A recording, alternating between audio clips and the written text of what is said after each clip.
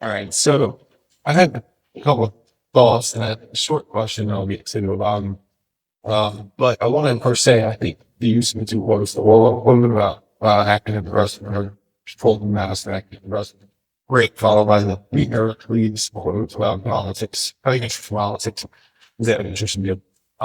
So coming out of here as a Maryland resident, and also wanting to act in some way with this, how do we act locally to influence Western opinions. And how they access the voting has BS. Don't get me wrong. But it's still going to happen, right? So until our faulting crumbles, they're voting down, everyone can start voting, we want them informed. How do we access the youth? Western State Network of this, what's there, I don't know, the influence the voter tomorrow. Any votes? Well, I'll be honest, I'm going to fuck shot money. So, Regardless of voting. yeah. I see you go to these. You go to their events, the organizations, the things they're doing. They're out there and they're angry with what they've been wrong with. So it's kind of like forming states. When you go to the native side, you find more organizations, So I think that's like the biggest thing I would say is just like you go to the youth groups, you go to the spaces where they hang out and such.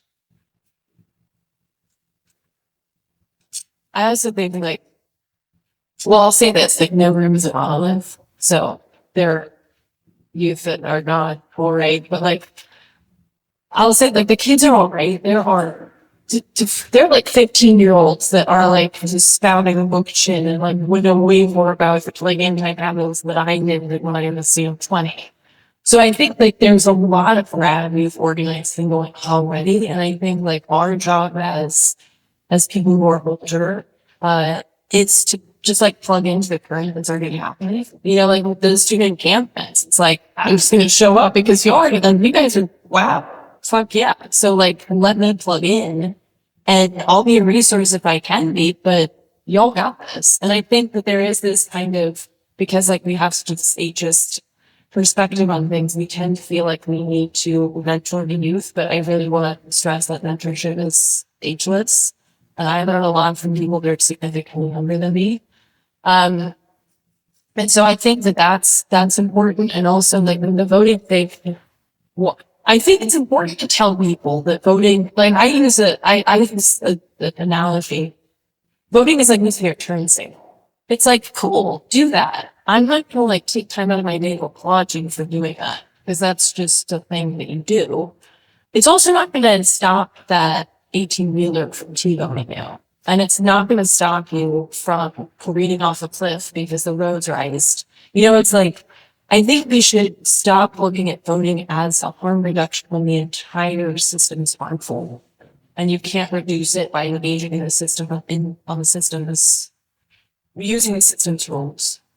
And I think that is an important thing to share with people. And in terms of engaging with those in West Virginia, I think if you're in Maryland, Curtis Bay, absolutely. That shit is right down the street and it's horrific. And it is, these coal trains are coming from West Virginia. And so this is the direct link literally through the rails of what's happening in West Virginia. And I think that people are already organizing along those lines. There are trips happening that take people from, Maryland to West Virginia, vice versa. And so I think that can be something that's really powerful and important in terms of that.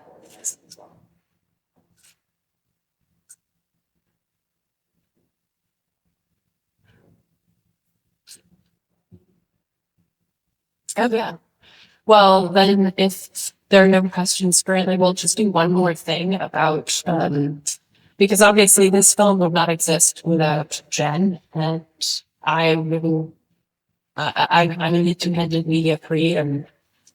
So just wrapping up here, I want to just have Jen talk a little bit about the importance of not only independent media, because I think a lot of us understand why independent media is important, because fucking MSNBC and New York and all that shit. But in particular, Indigenous media or Indigenous people or the keepers of your own stories that are telling it, and it's not being told about you. Yeah. So most of the indigenous media that exists currently, at least in the civil US, is tribal media. So it's controlled by tribal governments. It's funded by tribal governments. And so every tribal government is different. Mine actually does have their constitution of laws about freedom of press. But still, the tribal government is in charge of their newspaper. How do you really report on what even council they're doing? You know? And in terms of independent press, we have one national independent government that I think the government's pretty big and prosperous. But it's hard. Like, I've done branding for different outlets that are non-specifically indigenous. I've had a lot of issues with it. You know, I'm very happy that I've been able to get my work out there and get it in front of, you know, primarily non-indigenous audience. But it's hard. It's been very degrading and exploitive at times. And I just actually Crushing Plans launched a publication recently. They talked a bit about it before we started. It's quarterly a publication by Indigenous people entirely. The writers, the editorial board, all Indigenous. And I was like, we're doing this all Indigenous. And we run it in English and Spanish. It's online. It's in print. We're constantly figuring out ways to get the work to people. You know, now we're thinking about, okay, we have print and we have online, you know, across the digital environment. We have listened to all the colonial languages, but also what about people who have literacy rates? So we've been thinking about that. What does that look like? Like, how do we get this to people? You know, we've even been kind of testing, can we get this magazine into jails and prisons? Some have made it, one's been returned so far. So, you know, that's kind of the other thing is that, like, who does a lot of this stuff? Not a lot of media does this. And even amongst independent media, there's sort of a cannibalizing of a lot of it. A lot of the independent media is closing. Like, I never thought binge media would close. Like, I just felt like they would always be there because one day they weren't to be more. Being absorbed into what you do. Yeah, it's like it's being absorbed into other themselves. I'm thinking the owner, the guardian, I feel like they've gone into one point of view. You know, it's just like a lot of it and process just closed down. And then, you know, we have censorship of social media. There's like all these different ways that our stories are just being pushed down. But I think the other thing about independent press and indigenous press, particularly for Crushing colonialism, is that we're all freelancers. So like that trip that we went on, that came out of our pockets. Those flights that we took, Eleanor paid for those. The hotels and gas, I will pay for that stuff as well as Eleanor. You know, it's like these things are free. We don't have people paying for them. And if we get arrested, there's no one to bail us out. There's no legal team to help us. If we get hurt, there's no coverage for our medical. You know, so it's like a lot of the stories, especially the stories by BIPOC people, by women, by queer folks. You know, it's like the stories by the people who are the most marginalized, are generally the people who are more likely to be freelancers. So yeah, I feel like we have to really start supporting independent press. We have to think about small press and we have to put the money there because it's going away. You know, I'm doing everything in my power to get this magazine up and running. And there's nothing like it. There is no other like publication out there doing what Crushing colonialism, the magazine is doing. But the money is not easy to find. You know, 0.4% of philanthropic dollars go to native organizations in the U.S. 2 cents of every dollar of philanthropic dollars goes to disability organizations in the U.S. Less than 1% of philanthropic dollars in the U.S. goes to queer organizations. And from there, hardly any of that makes it to trans or non-binary or bisexual groups, and like none of it makes it to two-spirits. So, you know, we're all the experts in our lives. We should be telling these stories ourselves, but we're so purposely locked out. Yeah. So with that,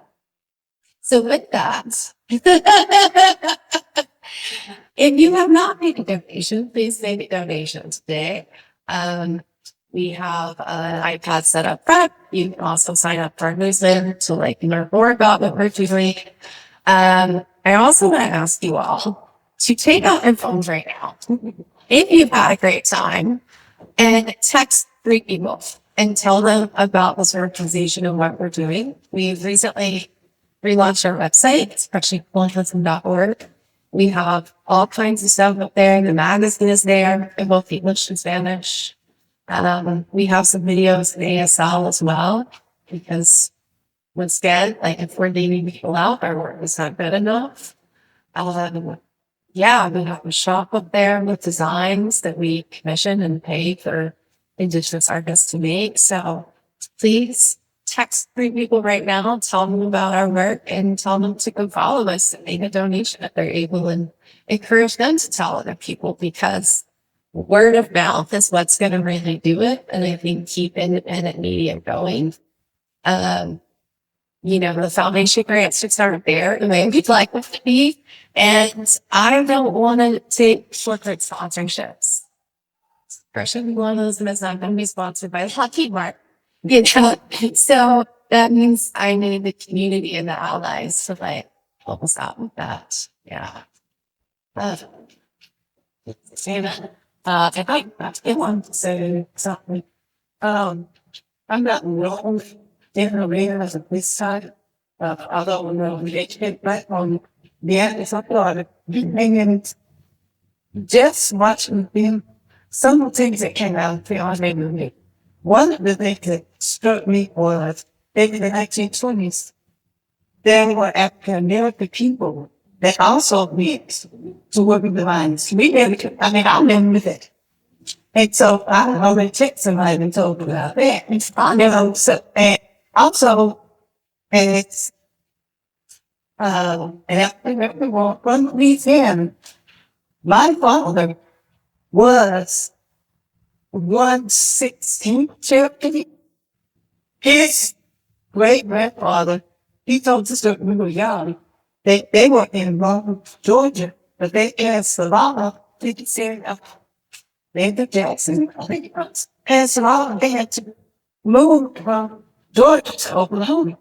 And, the city of some things that you told, think about it, don't remember it, but I was watching this really about some things that, and these sort of I never told my children in there. You want that? I'm than this. But, so it did just not tell me, well, they say we got to be because they feel there. You don't think about it. So now it's when you go out for me, and I'm going to go home and I'm going to research this to find out more about our heritage, because I would say maybe over 7% of the Black people that I know are not the, from what I know, not 100%. We're all from this, especially in Louisiana, although they don't tell it. We're all nations of and they'll come out and go back to our heritage, maybe one, likely 2 generations in Louisiana. So I just want to say I appreciate what y'all have done, and also that sort of reflecting on it, how they're moving that, and take them out to talk. So this is very educational for me. So I know I have to share this, and I'm trying to get some donations from Hong, and I'll people all to build stand up, because these are things that need to be done. These need to be told. For these people to be able. And I just want to say thank you for doing this film world, but it's 3 years ago. It does that. It's still information that needs to be put out there. Yeah, thank you all. And if you all want to share the film, you can find it at hardrivenhope.com. And it's available for purchase there. But of course, if you need a code or anything, please let me know. Also, I'll be giving a a discount code for folks who donate to Russian visits. Eleanor also has another movie that came out last year. It was called To the Trees, which is awesome. Yeah, it's cool. Eleanor mentioned it. It's at artfeelingapathy.com. And thanks so interested. And thank you again for being here. And thank you, Jen, for being here. And thank you, Mr. William, for setting this all up. Thank you, Billy. And yeah, and I just want to say thank you to my Crushing Colonialism team, Deanna, line was back there, our program coordinator, she's amazing, and then all of our other folks on the back end that have been doing things but just aren't in this room right now. It takes a lot of people to crush colonialism. It's not an easy job. Small dream when I started this organization. But yeah, also, see, there's, I mean, you're there in Louisiana, there's so much like environmental destruction of projects there. It's like what I saw, and it's like, Louisiana is just like I've seen some bad stuff, and it was eye-opening. And I know we're wrapping up, but since you mentioned the Black Pole that came up, I don't remember if this is in the movie or not. But one of the things that the full company owners would do to keep labor organized from happening is that they would put all the workers in different camps. So you have the Hungarians here, you have the Irish, Scots Irish here, you have Black here, Italian here, and then the bosses, the owners would all like, oh, you can't trust those, insert it here. And so they just stirred that division. And so I think of those moments, I think of that kind of stuff, and I'm like, we all have so much unlearning to do and so much healing, but also those fuckers want us at each other's throats. And so if for nothing else, even when I want to be like, I'm done with humanity, I just want to go hang with my cats and not talk to another human being again. I'm just like, no, that's what they want. So, yeah. I appreciate everyone being here tonight. Please go have some food, some drinks. We'll be here for a little while longer. You can come chat with us. We have so much stuff going on. Please follow Christian Colonials. We have tons of stuff going on. So, yeah. Well, no, thank you.